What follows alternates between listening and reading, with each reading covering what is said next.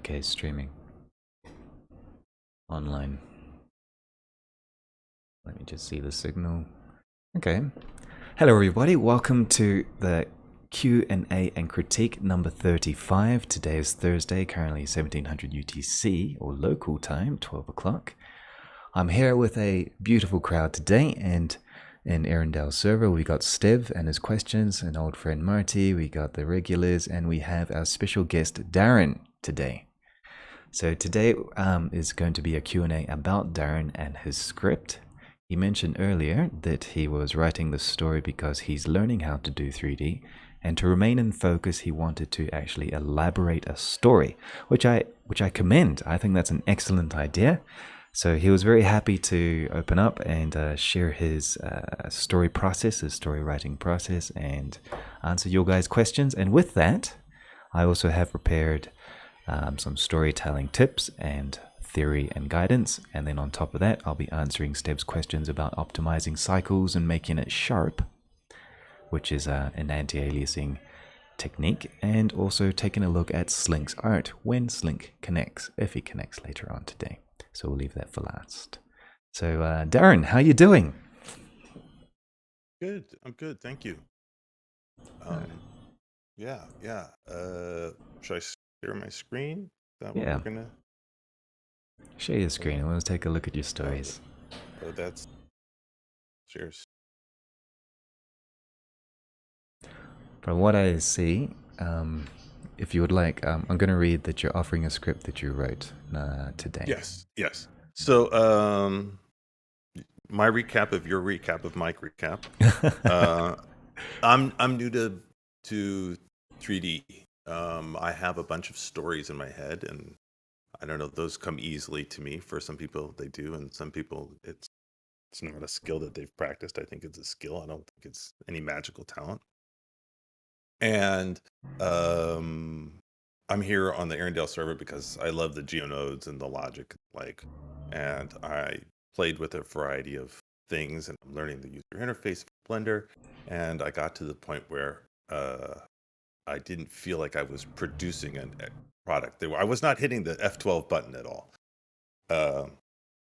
And I said, okay, well, let me create some structure, and instead of hopping on some of the phenomenal lessons, I decided I'm just going to go ahead and write a story, because that's something I'm comfortable doing, and then I'll go ahead and create some stills from the story, and then do some modeling, and then do some animating, and just keep picking at it until it actually becomes a animated story.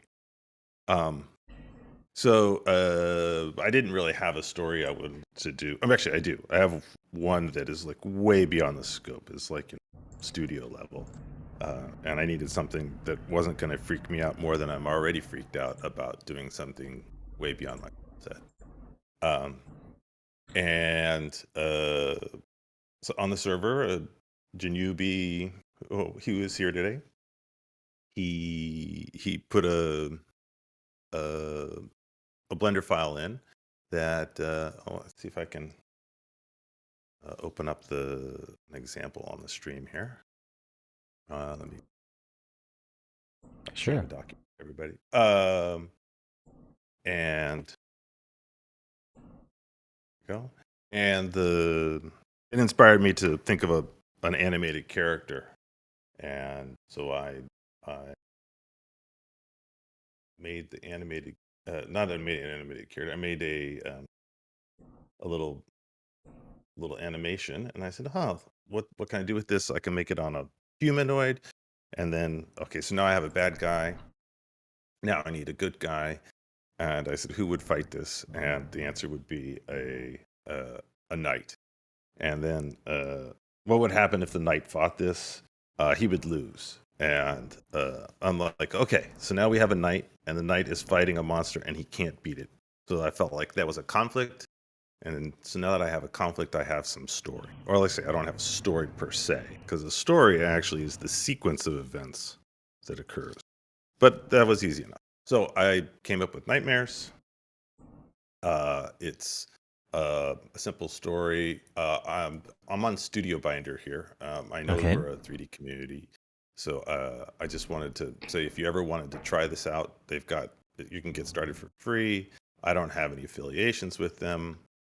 They even have Some a examples, right? project where they have samples. You can actually do the Infinity War script, load it up. It's all here, and play around with it. But I used it just because I'm familiar with it. So the story is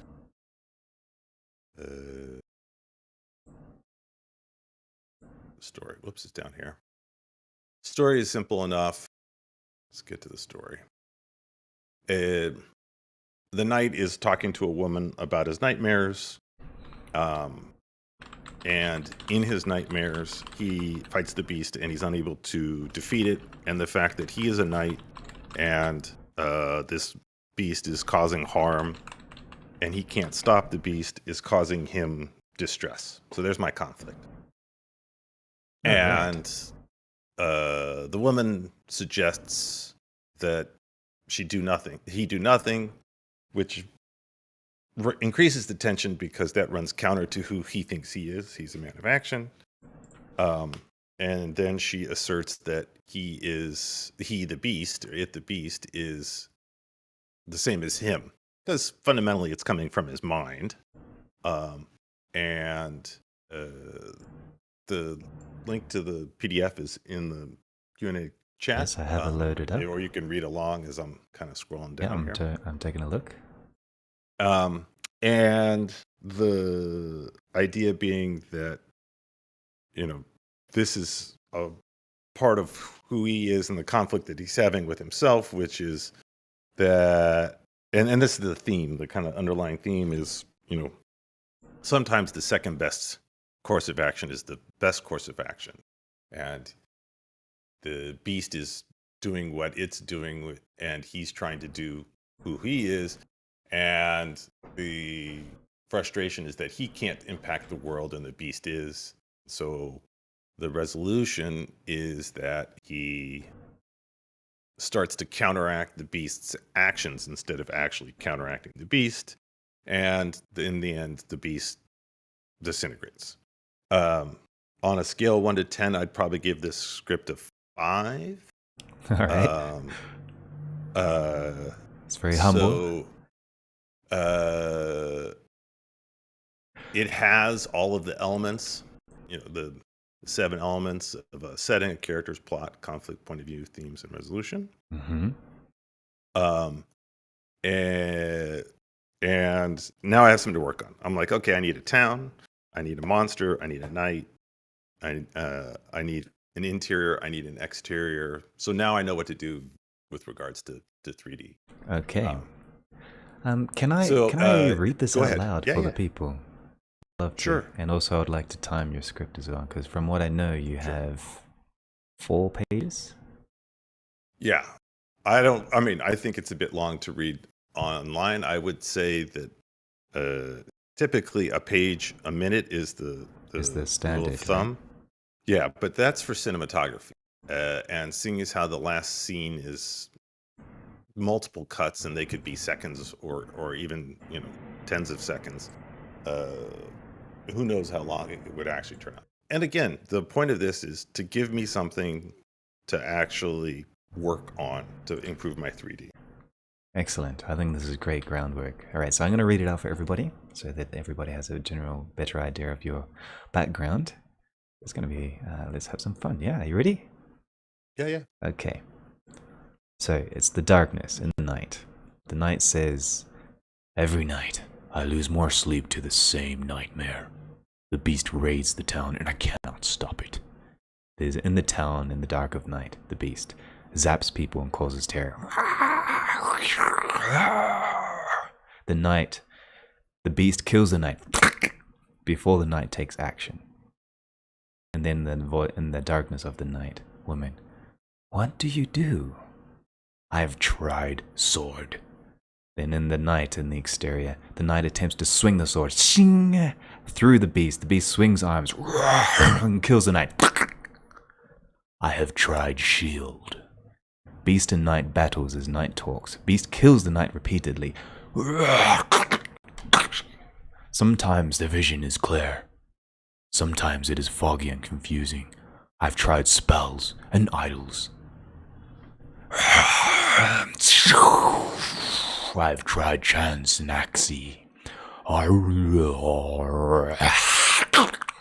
Sometimes I have no weapons or abilities, weak, defenseless, dead. Always I accomplish nothing, and the beast defeats me. Have you tried doing nothing? The question prompts the Knight's identity. I'm a man of action. I do not do nothing. The beast is causing harm. It is my responsibility to kill it. Exterior town and the Knight. The beast kills the Knight repeatedly. And the Knight gets audibly more frustrated. The beast counters every action. Sleep has become haunting grounds, forever unable to stop the beast. I see no way forward. The townsfolk dying over and over every night. The beast succeeds where I fail. Death does not honor me. It mocks me. It's not so different from you, trying to do what aligns with what, or who it is, looking for results and confirmation. It is nothing like me. It tortures and kills without regard. Even worse, it is a manifestation of my mind. This is not who I am. This is not who I am. Have you tried doing nothing? Knight pauses to focus on the beast. The beast's actions. The damage caused by the beast. No, help us! It is nothing like me. The Knight sacrifices himself to save another. Shing! Fleeing and sees everybody fleeing and dies. It is not so different from you. The Knight takes action to counter damage caused by the beast. Sees a person still terrorized and dies. It is a manifestation of my mind. The Knight takes action to heal or to save an individual lives. Come on, you can make it. The beast counters every action. The Knight neutralizes damage caused by the beast at a point of damage, sees an unharmed town, and the beast kills the Knight. Oh, alright. Nice. So that's the end of it. Dude, great skills. Great reading skills. I hope you recorded. Yes, it's up there somewhere. I'm glad. The reading is a little over 3.5 minutes. 3.5 minutes, yes. In 3D animation time, I'm afraid. Yeah, that's quite long. And I also felt there was one part of the story that felt a little bit redundant. Almost like a repeated version of it. Yeah. Well, the refrains, the last sequence, the last scene is supposed to be refrains that he was given the clues to figure out what to do. Gotcha. So, all right, guys. So let's open up the microphone, and I guess if you guys have an opinion, or if you have some praise, or you want if you have a confusion, or you have some constructive criticism to see how to make the story flow or become a little more clear, feel free. So I like your story, but meanwhile though, Darin, what was your inspiration for the story? What's the root? The theme is about having an impact on the world, right? The Knight has a kind of, he perceives himself to be a man of action, and the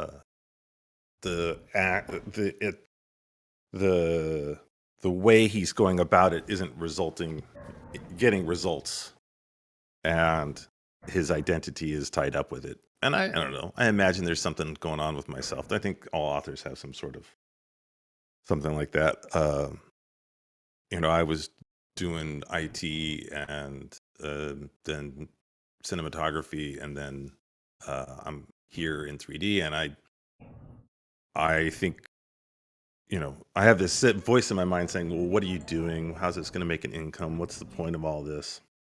And the other part of me that's like, just explore, get better, practice without some specific goal in mind, and I imagine that part of the night, this kind of this is who I am versus this is what I'm doing with 3D is probably the true theme of the author coming through. Yeah, it's some heavy-hitting questions and also a very retrospective type of concept. I love it. It's an interesting idea as well. All right, so, okay, what do you guys think? But I think it's relatable. That's one thing. That's high praise for me, actually. That is true. That was Luke. Thanks for that. That's a good one. Anyone else? I mean, I like the way you performed it. So definitely way easier to picture something with it. Yeah, I got a really clear vision of the whole sequence and how it would look in an animation or something. It was really cool. Yeah, thanks. That's a good job, Darin. Thank you. Anybody got anything they want to thrash? I got a thick skin. I've written more than my fair share, and this is only version 1. Version 0 was 2 cups of coffee, and I think the end kind of is thin. And Andreas made a good point about the characters' actions and results and transformation. And, there's basically these hints from the woman about what he's supposed to do, and but again, I just need some structure to practice my 3D on. So if anybody's got anything for the script to improvements. Well, I do. I have some opinions. Yeah. All right. So basically, I'll give you a bit of context of how I evaluate stories and just to make sure that they work, especially with the students that I've had earlier.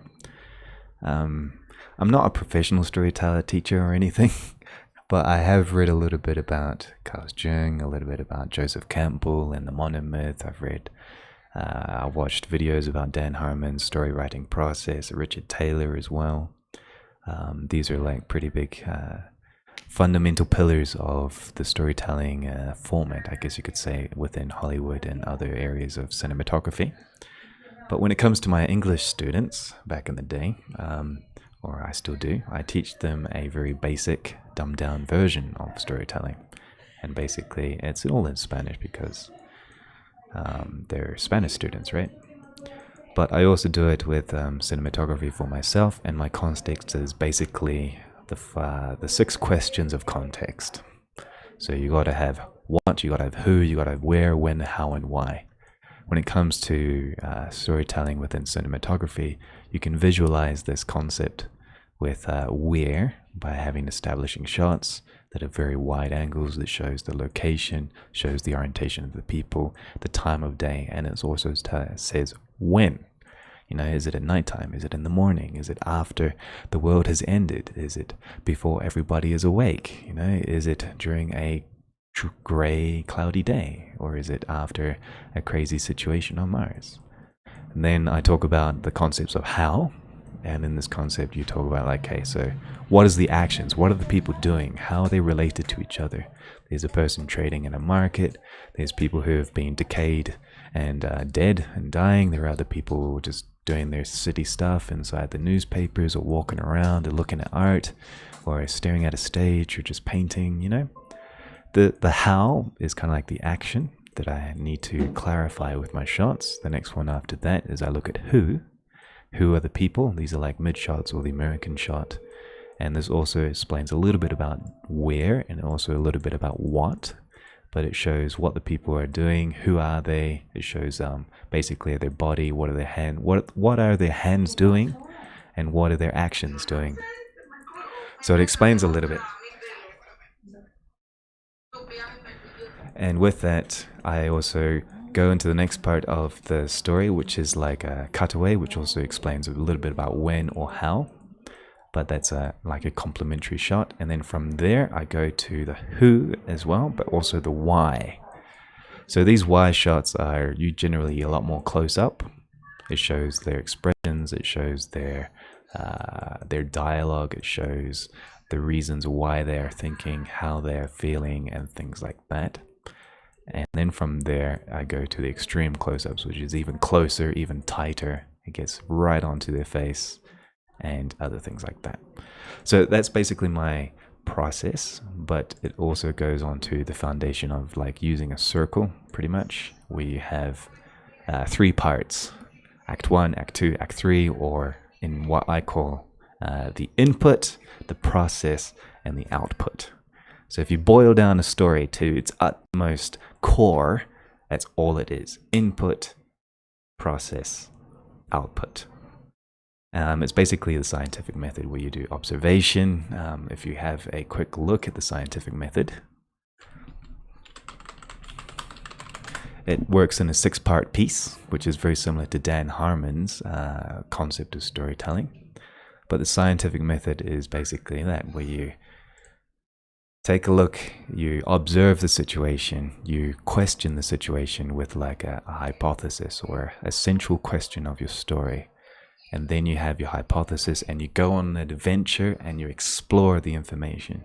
Then you go on to the experiment where you find information, you find friends, enemies, tools, and you confront the central question with trying to find some answers. After that, you kind of slay the dragon, you get the treasure, you get the conclusion, you get the reward from that confrontation of that dark moment, which may have good experiments and bad experiments. Then you get the reward, the conclusion, and then you return, you resurrect, and you go back with the reward to find a result. So the scientific method is basically input, process, output. You get information, you process the information, and you output the information. And this is communication, this is storytelling, this is the basis of why we work together and why we use visual and audio and and hard work with our hands to share information, emotional information, spiritual information, family information, love information, information about our existence and things. That is storytelling to me, and that's how I boil it down for my students nice and quickly. I know this is like a really quick introduction, but that would be my criteria to how I evaluate your story. How that sounds, Darin? You still there? Yeah. Sorry, my mic was off. Well, I already know that the you know result, all this. Yeah, I know. I'm saying I know I'm missing the result.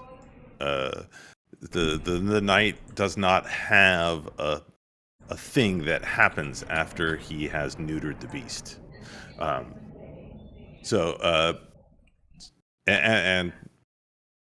That's always been one of my problems with my stories.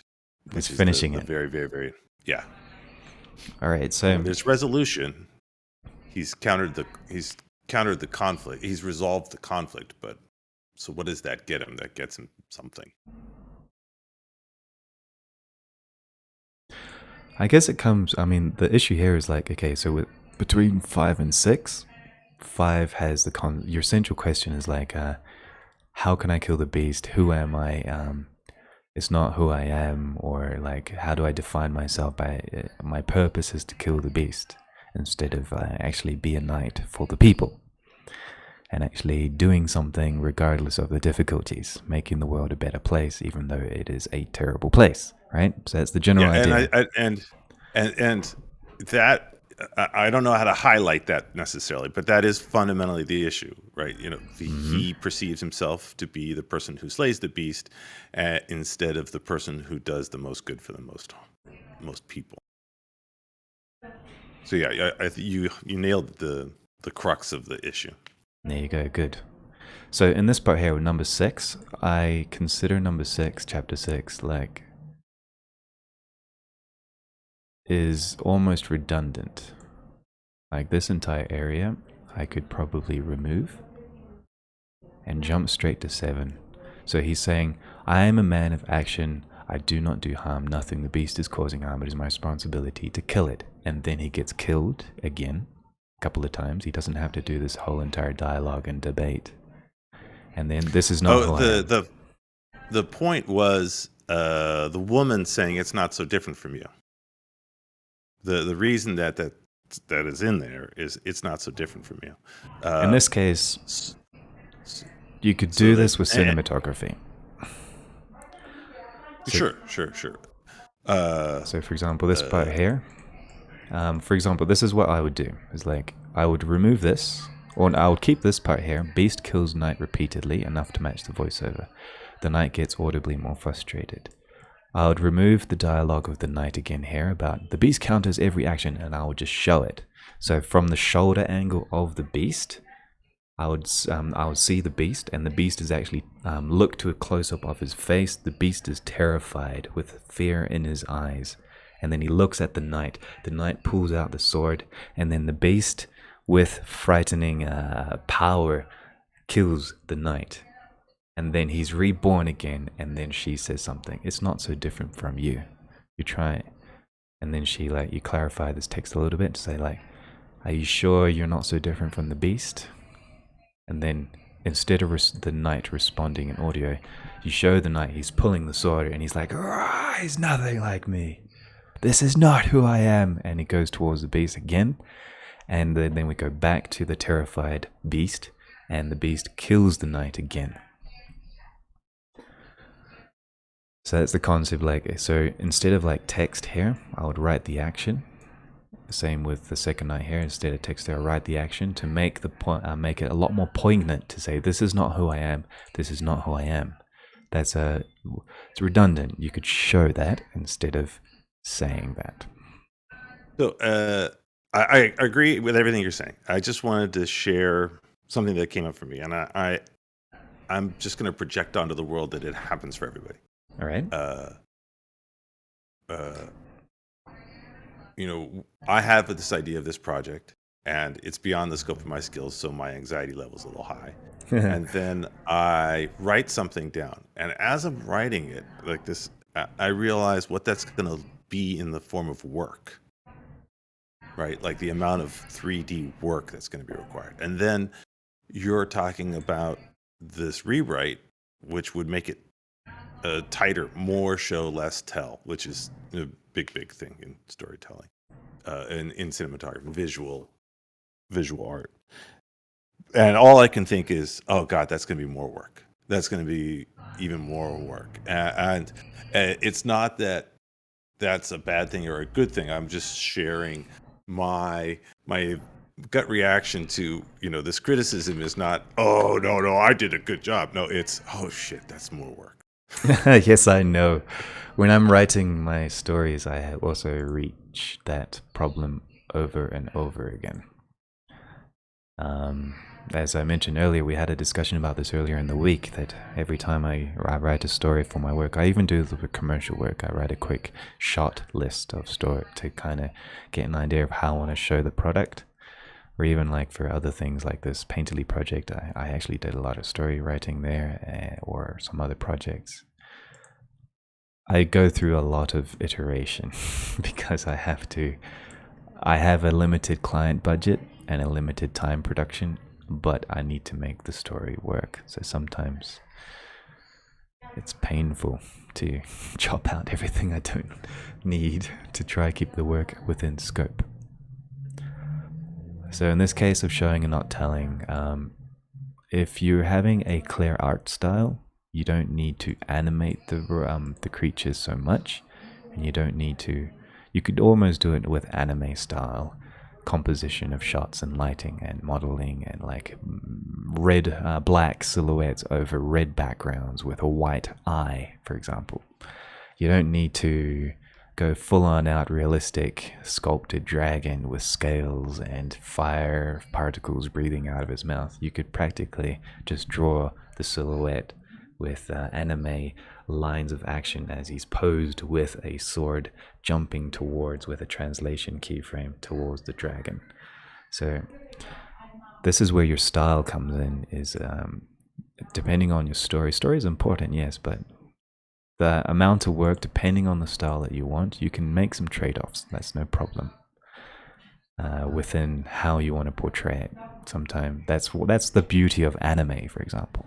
The beauty of economic animation as well, for television series, is we have one character standing still and his mouth is moving to the lip sync, or he's doing a voiceover. Like think of Samurai Jack, for example, where he's just standing towards something, and you just see like this frozen shot frame for a moment, like ka-ching, and you see this like flash of a sword as it collides with the other sword, and it holds that frame for like 30 frames, and you're wondering, there's like no animation, but it's so full of action. And that's where you create that particular style. It's economic. So don't be afraid. But now you just need to like tighten up the story with how you want to show it instead of just dialogue. Maybe you could have the dialogue, but as you can see, when I was reading this here is almost 10, 15, 30, 20 seconds of me reading this text, when it could just be 3 or 4 seconds of you looking at the dragon, being terrified, and then another 2 seconds of it lunging and killing the knight. But I think it's a good process. So that's my little concern, is like try to tighten it up, make it less redundant, like this is not who I am, show it a bit more. Have you tried doing nothing?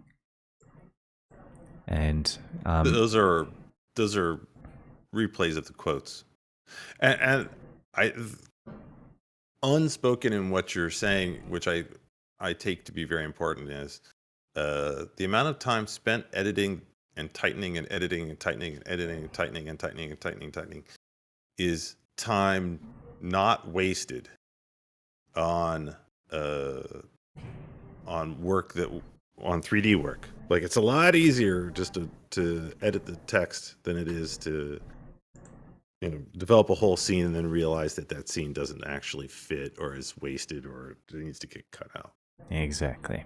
Like even something simple like this, once you have your story fleshed out, then it's like you can start to iterate the story without too much commitment to get the vibe and the feel after that. The more you mature the story, the less work you're going to have to do, the less wasted work you're going to have to do for the rest of the animation. I agree there. Because it's all part of the evolution, the iteration. It's kind of like render samples. How many samples do you make a render? Well, 128 samples, so that's 128 iterations. How many samples do I want to put to the script? Well, I want 8 samples. I want 8 iterations. Too many iterations. Maybe that's a good segue. Yeah, segue into outlines. I hope that you find this a little bit of tips and quick summary okay. But I think you've covered all your bases, as you mentioned earlier, which I think is really good. I think the story has huge potential. And I think when you animate it, it's going to be a lot of fun because there's lots of body mechanics, a lot of contrast between the knight and the monster, a lot of interesting compositions, and things like that. Thank you. So keep the samples coming, keep the iterations coming, and remember animation is sometimes 1,000 hours of work per minute, at least. With cinema, it is 13,000 hours. Cheap, on the cheap end, is 9,000 hours per minute. On the really cheap is television's about 3,500 hours per minute of work. I can do some animation that's not great quality. Me, after 10 years experience, I spend 700-800 hours per minute. So just to give you an idea of how much work you're giving yourself, more or less, but you can always make shortcuts. So don't worry about using anime styles with your 3D assets. Don't worry about using static parallax cameras and just painting your frame to tell the story. Because once you have the story, and the story's good, and you know how to communicate it, it doesn't really matter how much effort you put into the technique. It all just depends on your emotional and financial budget, I guess you could say. But it's exciting. I mean, my first animation, I spent 3 years as an intern doing 20 minutes of animation by myself. That's how I started, and I highly recommend it. I mean, it's hard work, but it's worth it.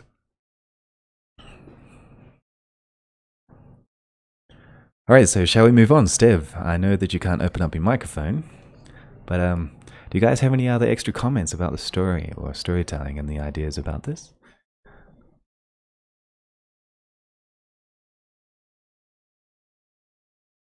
Arthur Frias is writing.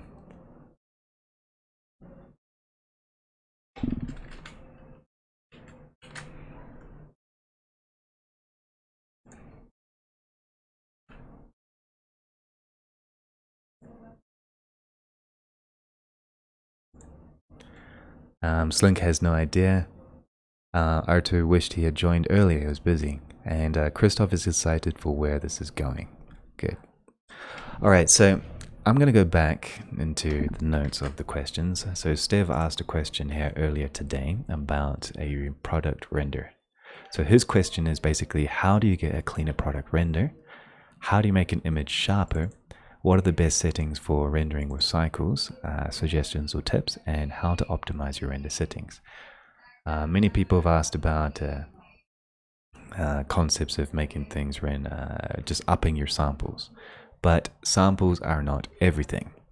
So in this case, I've prepared a scene with a basic product with some basic lighting here, set up in Cycles. It's a product that you can get from BlendSwap, done by Slowbang.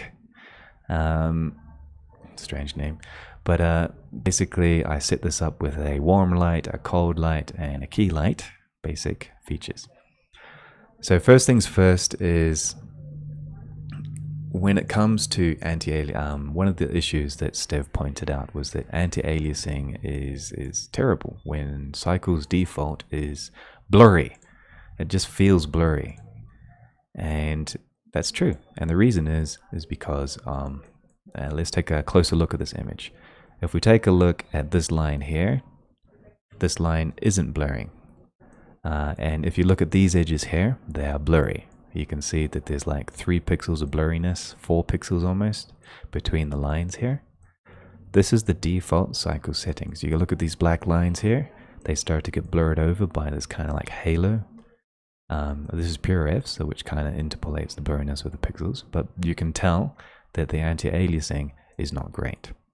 So what happens if we go into our render settings, and you go into underneath film inside the render settings, you have a pixel filter. So Cycles uses this pixel filter to define your anti-aliasing, and this defines how sharp your render is going to be. So the default is 1.5 pixels, so with a Blackman-Harris filter. So 1.5 pixels basically says, look 1.5 pixels to your neighbor, and then blend between these neighbors with the Blackman-Harris algorithm to define how sharp I should make the detail. You have 3 options. You've got box, you've got Gaussian, and you have the width of the pixels. Box doesn't have a width because a box is basically up, down, left, and right. It's like a star shape with one setting, 1 pixel. Gaussian is kind of, if you know what the Gaussian algorithm is, it's kind of like a blurry dot, I guess you could say, with the same width. And then a Blackman-Harris is probably a lot more, I don't know how it is exactly, but it's a little different than Gaussian. And it also has the width. So let's take a closer look. So here, I've rendered a Gaussian with 1 pixel anti-aliasing. And if we zoom in, you can tell immediately that now the edge of this frame is a lot sharper. It's almost like 1 or 2 pixels different. The edges down here, you can actually see like the little dark edge of the wood shadow. It's a little jagged because there's not a lot of resolution. So now the difference between sharpness is, okay, so one, you have resolution, which gives you more pixels, but anti-aliasing is what gives you basically the concept of how the pixels interpolate between each other. So now you can take a look at this black edge here, and it's no longer fuzzy. It's a lot sharper. This is just 1 pixel. You can tell that sometimes from further out, like about this distance, you can see the tiny shadow is jagged, or this wooden thing here is jagged. That's the trade-off, but this is 1 pixel. Let's take a look at box. So box is similar to Gaussian at 1 pixel. It's even cleaner, a lot sharper. Like, take a look at that. Nice and jagged, nice and sharp. Very cool. This is a HD frame, so it's not 4K. But these frames are taking about 1 minute to render.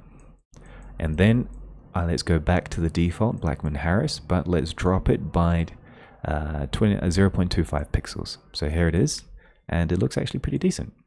Less jagged, still relatively sharp, and it's better. So let's do a small comparison. So here we have the default, very blurry.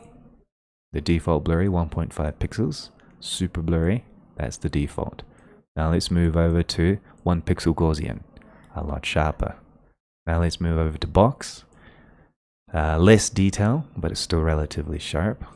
And now let's move over to Blackman, the Blackman, but at 1.25 pixels.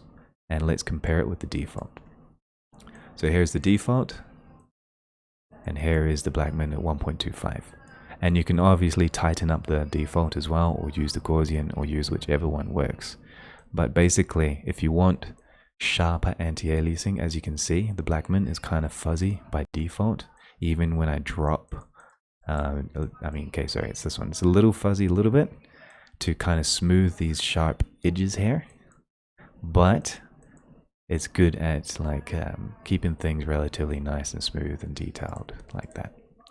So if you're finding problems with your sharpness in your image and your render, make sure you have got good resolution, but also change your pixel filter and make it work so that you have a nicer, sharper image. I quite like the results of 1.25. 1 pixel kind of makes it a bit too jagged, so I like 1.25 or 1.2, maybe even 1.1, which is kind of pushing it. Slinc mentions that Gaussian is similar to putting a sharpness filter. That is correct, because that's what it does. The sharpness filter basically pulls in the pixels and does the reverse process of anti-aliasing using a similar algorithm like Gaussian. Alright, so that's the first thing you need to keep in mind. The other thing you need to keep in mind is contrast with your images. So if I'm in here with my compositing tree and you need to look at your levels, a big problem with product shots is a lot of people keep them in clay renders, or they just have a simple white light, or studio lights with just white lights, for example. A good trick to help your products pop out is to use their logo colors as fill lights. So for example, imagine this was a logo that had an orange or a reddish and blue. So I could use the red and blue from the logo as my fill light, as my side light, as my backlight, and as my key light. I have 3 lights here. The key light is white, but all the other lights are warm and cold. So if you want contrast between your colors, you also want a little bit of warm and a little bit of cold, if you can, to bring out the pop of your product. And the other thing you want to do is with your denoising. This was a trick that you know, Stev, which was mixing in the denoise data, but not 100%. So I mix in the denoise data at 75% or less into the original image with a sample count of more or less 100 and 118. The sweet spot for me is 118, which gives me an HD frame like this really easy, about 1 minute per frame. And it preserves most of the detail that I need. I turn off things that you need to, things you don't need, turn it off. So for example, in your light paths, for example, use 2 is usually, if you really want to get away with murder, just use 2 total light balances, or maybe 3 or 4 max. Diffuse 2, glossy 2, transmission, if you have transmission, I put it to about 4 maybe, or 8, but usually I turn it off if I don't have any transmissive materials. Same with transparent, I turn that off if I don't have any. Reflective caustics, refractive caustics, I turn that off as well. Turn on fast GI approximation, and all of this just helps things go a lot faster. Concerning performance as well, use tiling, sure. Spatial splits. If I'm doing animation, I would turn this on. If it's a still frame, I would keep that off. So spatial split basically helps the BVH, or the dependency graph of Blender, to remember what has happened, a bit like persistent data. And it splits things up spatially in chunks in the RAM and makes it easier. So persistent data also is very handy for animation. So I'll turn those on for animation, or turn these off if it's a still frame. And if you want viewport performance, obviously you can change the pixel size. So all of these settings here are the things that I use for optimization concerning animation. And if you're using adaptive sampling, I usually put a time limit, or at least minimum samples of whatever I need.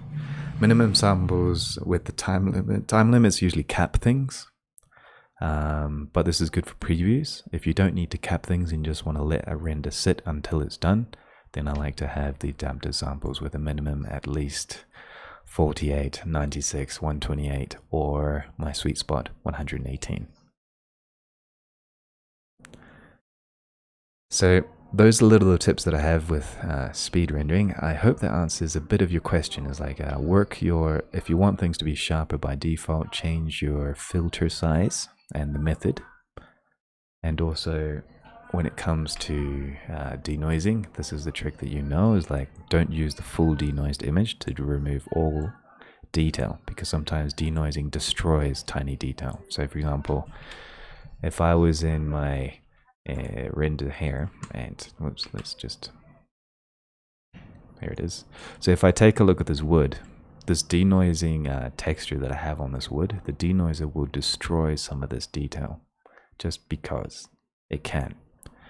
And that's why I don't use the full denoised image at 100%. I only use it at 75%, 50%, maybe even 30%, or even 25% if the original image without the denoised is pretty good, to mainly preserve that sharp detail in my textures of the actual material.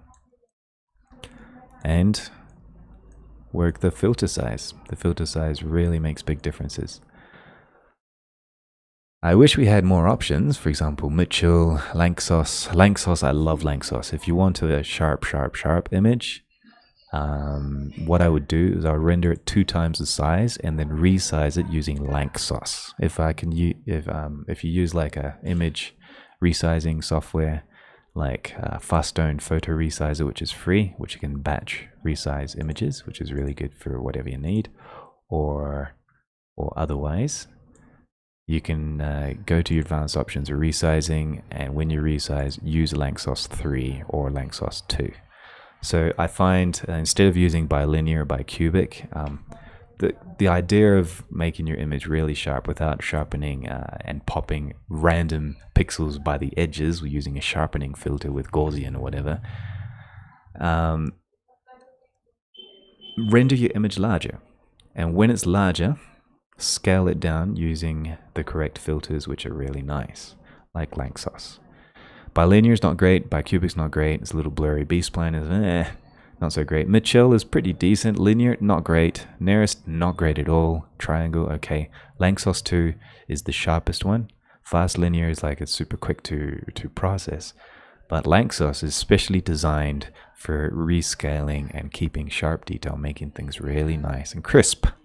So if you can, scale, render big, scale smaller, and use Lanczos on top of the filtering of your anti-aliasing, and this will make things without using the terrible pixel damaging concepts of using sharpening filters from something like Photoshop, for example. So that's a little tip as well that I have, like if I really need to keep my detail without destroying anything, is remove my denoiser completely if I can, render bigger, take the samples that I need, use a tiny bit of denoiser to get rid of the tiny bit of noise, and then scale it down to what I actually need using the Lanczos. Christoph says Lanczos makes him so tall.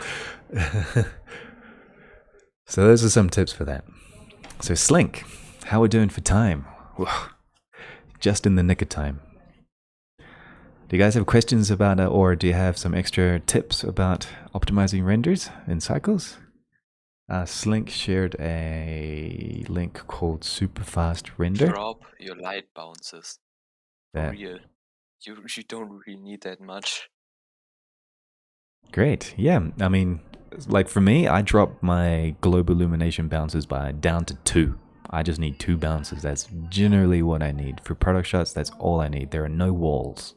All right. Your product is in the center of a studio, and maybe I'll have the light that goes inside the object and then outside the object to hit the roof. 2 bounces. That's all I need. Maybe even 3. And you're good. You don't need to calculate more. If you really want to be super specific, you can clamp your shots, you clamp your rays as well within the scene, so that you're. But look out for glass. Yeah, watch out for glass. Another thing is like I often render. A very important tip as well. Use scene collections. So basically, what a scene collection is it's a render pass. And if you do a linked copy of that scene, you can have 2 separate render settings per scene. So for example, I could have my first scene here, scene number 1, with one type of sample. I could use it with CPU or GPU. I could have extra samples with my transmission and whatever I need, and drop the denoiser and have like whatever I need. And then I can go to my other scene and I could change those settings to not even include the glass. And then inside my view layer settings, let's go to my view layer settings, I would make everything else a pass-through and a holdout. So pass-through means this collection is going to emit light, but it's not going to be seen in the scene. It's going to cast shadows, it's going to bounce light, but it's not going to be seen. It's going to be seen in a reflection, but not in the actual render. And then the holdout, this gives me the ability to make it 100% transparent for compositing. And then when I have that sorted inside my compositing tree, I create you get the render layers node, and you can grab your render settings, scene, and I can grab the other one, scene 1, and together I can also choose what view layer I want. And if I put them together in like a new composite, like called the composite scene, and I render that one scene, every time I hit render on the composite scene that calls these 2 render layers, it will render both at the same time and composite them together at the same time with one render click. And one scene is going to have an optimized glass material, and the other one is going to have an optimized diffuse and global illumination materials or setup, so that I can cut my time drastically. I used to do this a lot with like Mental Ray, Redshift, and other render engines and other software, but I also did this with Cycles and Eevee. So I use Eevee for volumetrics, I use Eevee for everything else, and I use only Cycles reflections to bring in an extra oomph that I need to get that reflective or that caustic or that glass material that I need inside an Eevee render. And I can drop my render times from 45 minutes, 50 minutes down to 15 minutes, or even 8 minutes from what it was earlier. So this multi-pass technique, it takes a long time to set up and a lot of thinking, because you're going to have to use your pass outs and holdouts and think in 3D space and masking and all, and then make the composite trees beside the compositor. But using scene collections gives you the power, the traditional power of normal CG, to optimize your renders for animation and other things like that, if you are running out of computing power time. So that's another little small tip.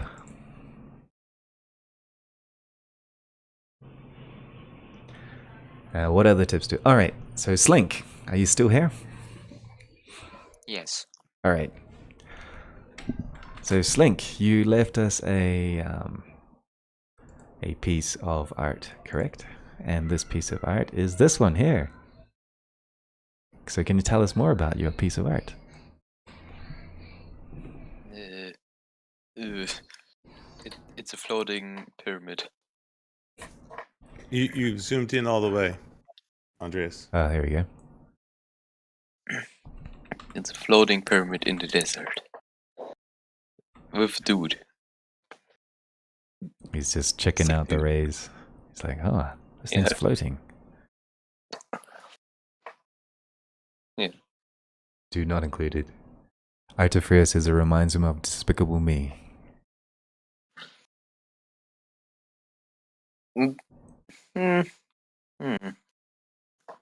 All of the pyramids are floating, yeah? So Andreas, part of the reason I was saying, hey, you're zooming in all the way is that was my reaction. So Slinc, when you put the elements together, what were you shooting for? What was your thrust?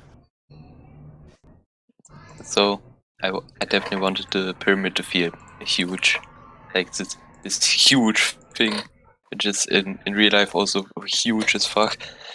And and I want to be floaty. It's a bit of like aliens build a pyramid and a random dude saw it. Yeah. I think the So sense you're going of for the scale. Yeah. You're going for scale. Yes, definitely. There's also a small door, like a small entrance on the pyramid, like a very small one. where here? Whoa. It is. There's one. It's a bit dark. Wait. Oh yeah, I see it.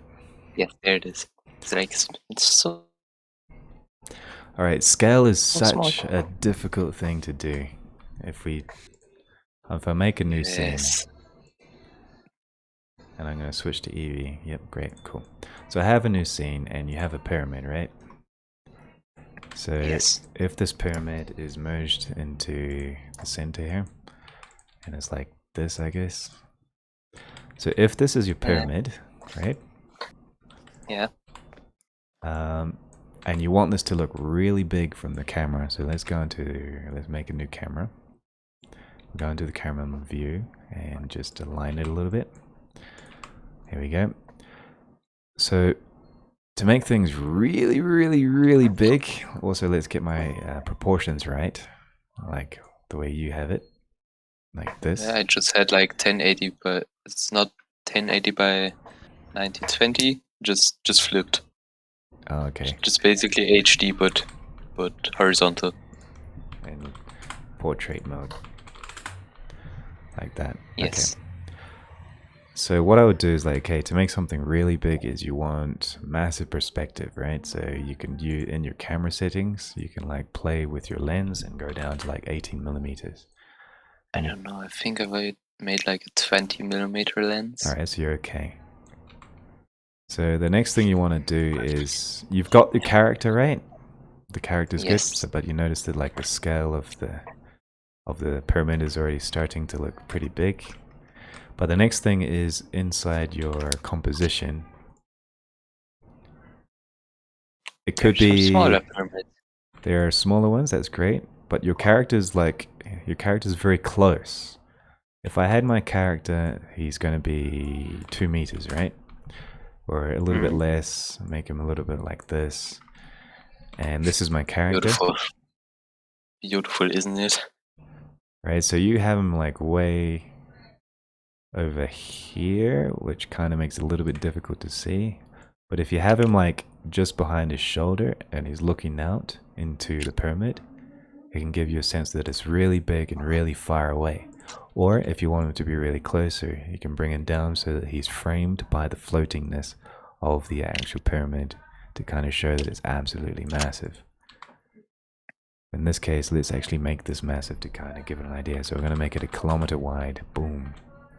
And we'll I want something like this. Wait.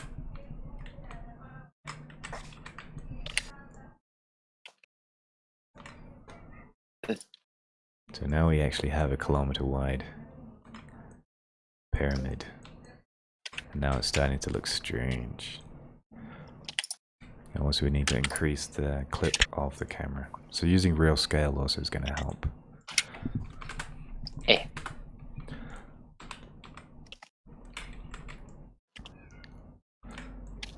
So now we've got this really big pyramid.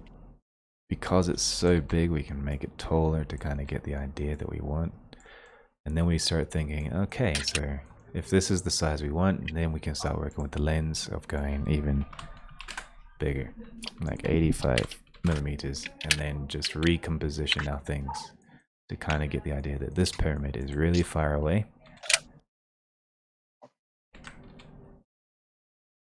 And just work your scale and your lenses a bit better, because that's the one thing that's confusing me a little bit, is like, okay, so what type of lens am I using? What's the perspective that I'm working with? If I have like a 2 kilometer cube that's 1 meter tall, Dog. or even 5 kilometers, you need to think about, where am I putting the camera? How am I going to put the character? What's the reference of the scale of the image? So you notice that dark. The sense of scale as well, yeah, you got to be like relatively build the scale, but at the same time you got to think about the relative scale of what's the actual scale of your lens and the camera that you're using, what is the character scale, and everything like that. It's a little detail. So let's build the little man here. Boom, and he is 2 meters by 1 meter. Let's zoom into him.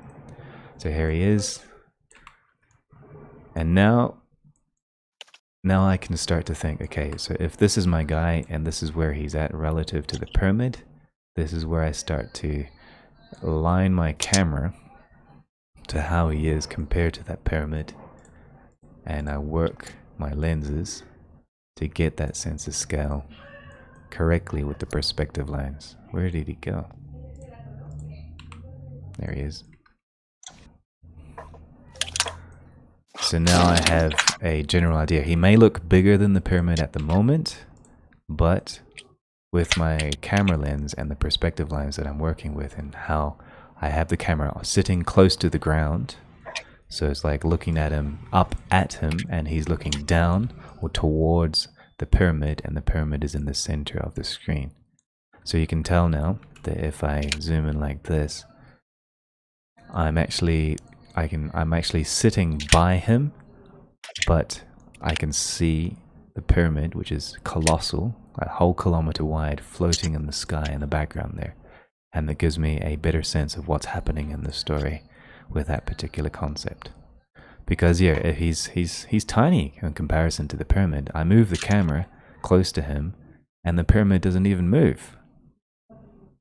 And that's how I set up my composition. Because you made him so far away from the camera and also relatively close to the pyramid, it makes the pyramid look like it's only 20 meters across.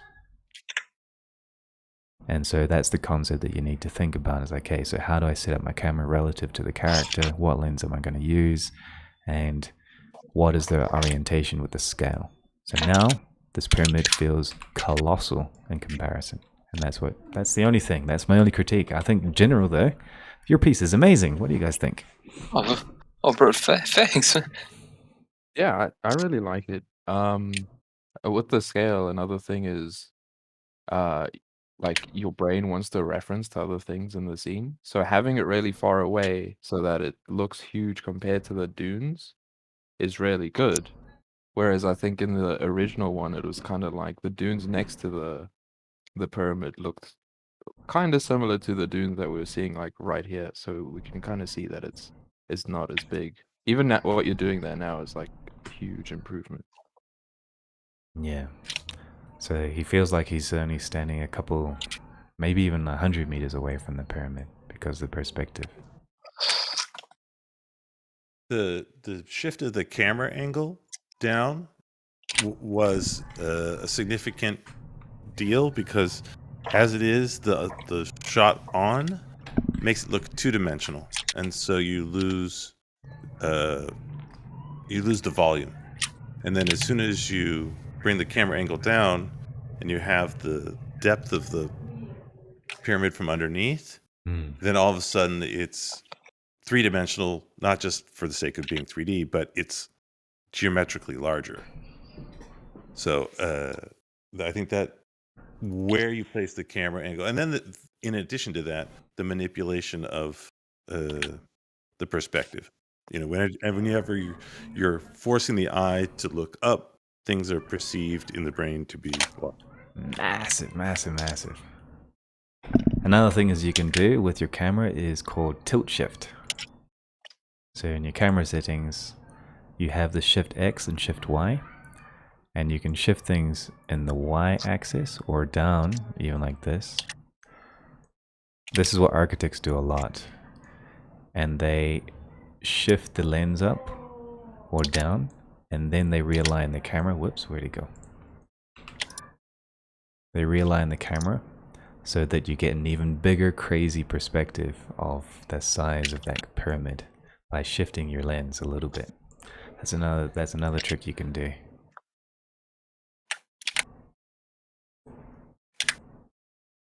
If you want to reframe him even lower, for example.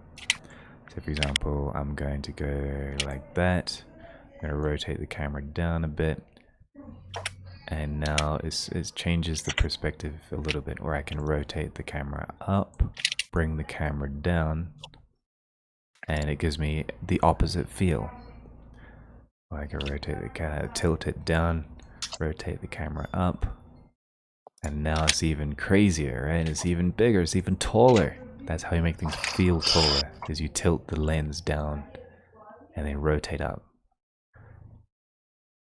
And now I have the camera on the ground with a tilt shift. Where is the character? So sensitive. There we go. So now he's like, I can see the bottom of the perspective of this particular pyramid. Maybe I'll have to do it a bit smaller like that, but now it's like, it's really, really high up. And he is kind of looking up at the thing as the camera's shifted up. So that's other tricks that you can use from architecture to kind of create a sense of false perspective almost, to kind of drive your story home. And now in this case, if I make him further out like this, it feels like the pyramid is really flying. It's like way up there. So there's little things, but the cool image. Thanks for sharing this. Hey guys, thanks for hanging out here till the very end. Today was Choco-Block. And Darin, thanks for being open to sharing your story and also being open to my probably non-contextual tips.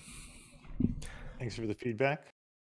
Can't wait to read the next version if you keep it open. I think open projects are really fun. Marty and Artu are writing. Also, Stev, I hope the tips helped you out. I'm going to save the file since it's CC BY, so that you guys can play with the file if you want. Would you guys like that? Yeah.